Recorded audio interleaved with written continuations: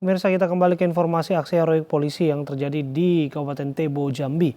Karena warga takut, anggota Polres Tebo Jambi menggali makam untuk jenazah pasien dalam pengawasan COVID-19.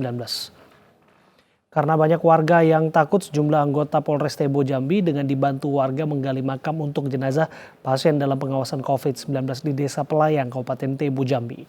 Padahal dari hasil tes cepat, pasien dinyatakan negatif corona. Namun karena informasi dari dokter yang menanganinya pasien tersebut mengalami gejala virus COVID-19 sehingga penanganan pemakaman sesuai protokol COVID-19.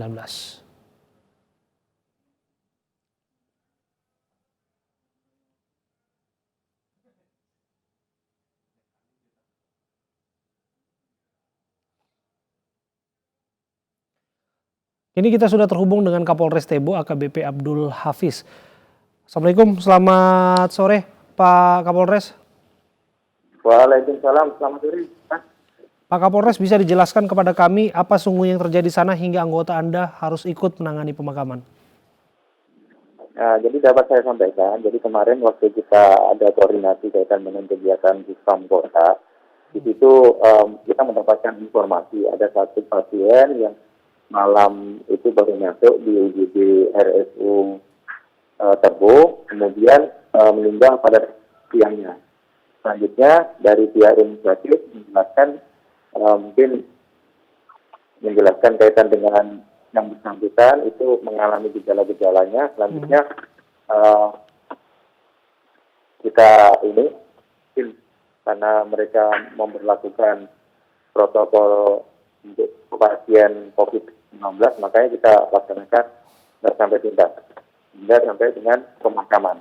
Nah, namun demikian pada saat di tengah jalan kita mendapatkan adanya dari pihak masyarakat, intinya adalah dari masyarakat Pelayang itu mencoba untuk menolak pemakaman tersebut. Namun karena kita dapat menghimbau, kita edukasi masyarakat tersebut, akhirnya kita dapat melaksanakan pemakaman. Nah, namun kembali lagi terjadi penolakan oleh masyarakat yang awalnya tidak mau menggali tubuh. Kemudian kita akan laksanakan sendiri bersama dengan anggota. Nah, namun sebelum berjalan masyarakat ikut membantu. Demikian. Oke. Baik, terima kasih atas informasi Anda, Kapolres Tebo AKBP Abdul Hafiz yang bersama kami. Dan pemirsa, selanjutnya kita akan menuju ke Pasuruan. Di Pasuruan, sejumlah warga di Pasuruan memberikan penghormatan dengan menghantarkan pasien PDP Corona ke peristirahatan terakhir. Untuk mengetahui informasi lengkapnya, sudah terhubung dengan juru bicara Satgas Corona Kabupaten Pasuruan. Assalamualaikum, selamat sore Pak Anang. Selamat sore Mas. Ya, ini yang terjadi di wilayah Anda ini agak cukup berbeda dengan fenomena yang terjadi belakangan kita ketahui. Apa yang membuat masyarakat di sana memberikan penghormatan untuk jenazah corona? Oke, terima kasih. Jadi perlu kami sampaikan dan kami laporkan, di wilayah Kabupaten Pasuruan ada 3 pasien PDP yang meninggal dunia. Yang pertama ada di salah satu kecamatan di wilayah timur Kabupaten Pasuruan. Yang kedua adalah salah satu kecamatan di wilayah barat Kabupaten Pasuruan. Ketiga lokasi yang dimaksud itu alhamdulillah berjalan lancar. Karena kita sudah menerapkan koordinasi antara alim ulama, antara muspika dan kepala desa, serta penyadaran kepada masyarakat. Bahwa pasien yang PDP ini, karena mereka adalah negatif rapid test. Tapi memang hasil swabnya belum keluar. Maka dalam rangka faktor kehati-hatian, kami tim dari gugus tugas melakukan langkah-langkah pemulasaraan dan pemakaman menggunakan protokol kesehatan. Atas persoalan ini, memang awal-awal keluarga tidak menerima. Tapi begitu diberikan penjelasan, diberikan nasihat, para alim ulama di wilayah Kabupaten Pasuruan juga ikut mendukung, para musyika, kepala desa dan tokoh diberikan pengertian, dan mereka ini adalah punya hak yang sama seperti dengan masyarakat yang lain. Oleh karena itu di wilayah Kabupaten Pasuruan terhadap 3 pasien PDP yang meninggal dunia, itu bisa dimakamkan dengan lancar. Dan malah masyarakat setelah kegiatan tersebut menyampaikan rasa terima kasih atas upaya yang dilakukan oleh gugus tugas pencegahan dan penanganan COVID di Kabupaten Pasuruan yang telah bersinergi dengan para ahli ulama, dengan para muspika, Forkominda, maupun kepala desa di wilayah Kabupaten Pasuruan. Baik, terima kasih atas informasi Anda Pak dari Pasuruan.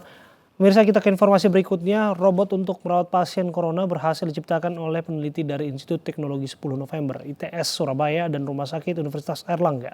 Robot yang dinamakan Raisa ini diharapkan dapat meminimalisir kontak antara petugas medis dengan pasien COVID-19 serta mengurangi kebutuhan alat pelindung diri.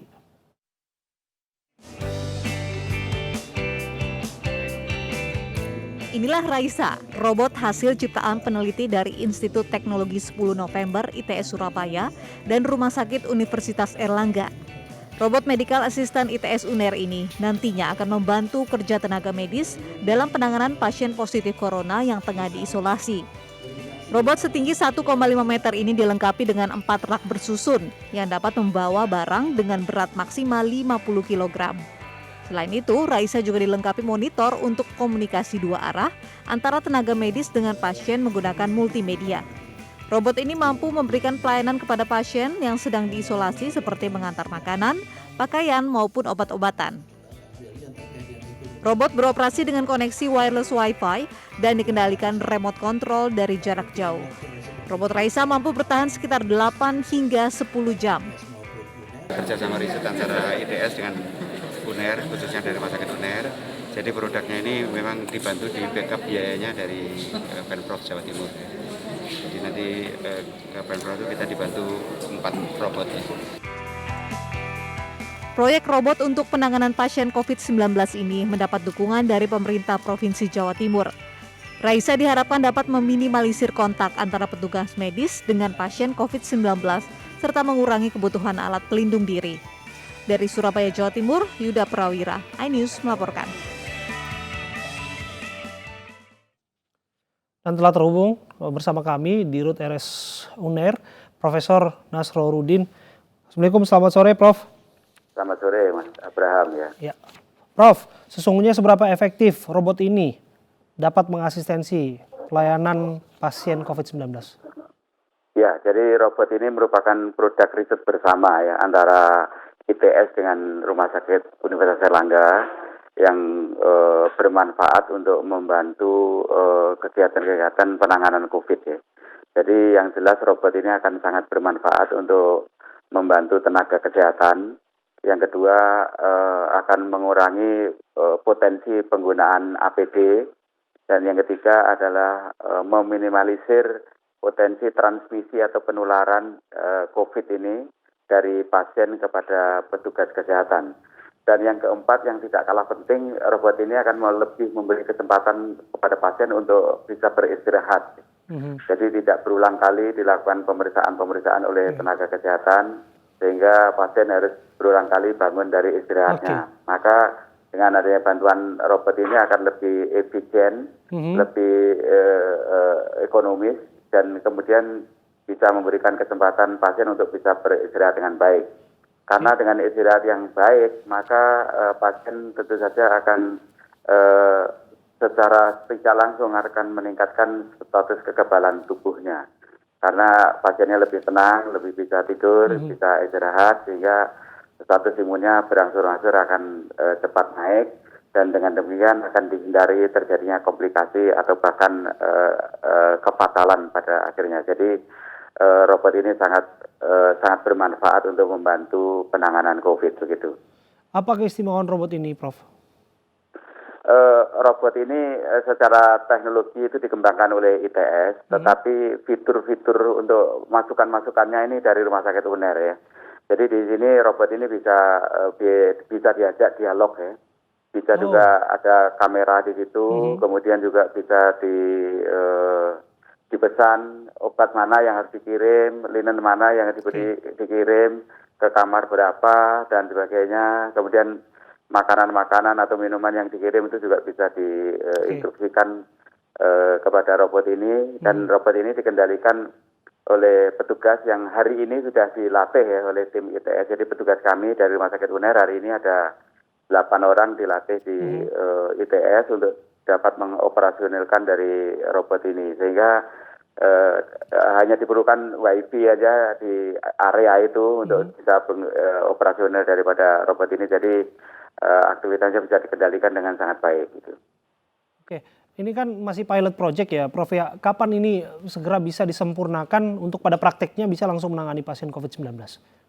So, ini sudah jadi sebenarnya. Tapi ini generasi pertama ya. Jadi udah jadi. Jadi besok pagi robot ini akan dimobilisasi dari ITS ke Rumah Sakit UNER. Kemudian besok siang rencananya robot ini sudah bisa memberikan layanan kepada pasien ya. Jadi besok siang rencananya robot ini sudah akan difungsikan, ditaruh di lantai 4 gedung Rumah Sakit Pusat Tropik Infeksi Rumah Sakit UNER, di mana di situ merupakan ruangan intensive care unit atau ICU ya. Jadi robot ini nanti akan diberi tugas untuk berbagai pekerjaan-pekerjaan yang bisa membantu para tenaga kesehatan kita. Jadi ini sudah jadi, tinggal nanti akan dikembangkan jumlahnya minggu depan ini diharapkan akan jadi 4 ya. Jadi dari 1 akan tumbuh kembang menjadi 4 buah karena kita memerlukan minimal tuh 4 buah robot nanti ya, minimal ya. Jadi nanti tergantung kemampuan daya dukung yang lain nanti diharapkan bisa lebih dari 4 untuk bisa dimanfaatkan di Rumah Sakit Pusat Tropik Infeksi yang khusus menangani COVID di Surabaya dan juga di Jawa Timur ataupun dari daerah-daerah lain begitu. Terima kasih untuk waktu Anda, Prof. Nasaruddin, sudah berbincang bersama kami. Dan ini kabar baik untuk bisa membantu penanganan COVID-19. Dan pemirsa, kami akan segera kembali usai jeda, tetaplah bersama kami.